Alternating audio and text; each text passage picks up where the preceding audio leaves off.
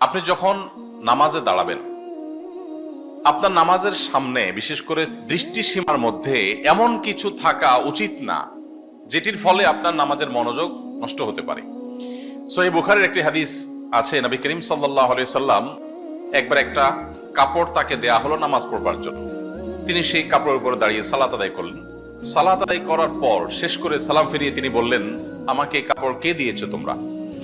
এই কাপড়ে যে পরিমাণ কারুকার্য আছে, এই কারুকার্য আমার নামাজের মনোযোগকে নষ্ট করছিল, বারবার সেদিকে আকৃষ্ট করছিল আমাকে।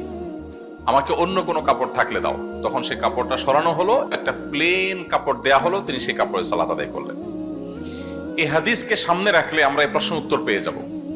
আজকাল যে সমস্ত জায়নামাজ পাওয়া যায়, বিশেষ করে সৌদি আরবে আমরা উমরা গেলে, হজে গেলে নিয়ে আসি, এই জায়নামাজগুলোর বেশিরভাগই এত বেশি কারুকার্য করা, এত বেশি সেখানে আপনার নানা রকমের রংচং, যে এগুলো আমাদের নামাজের মনোযোগ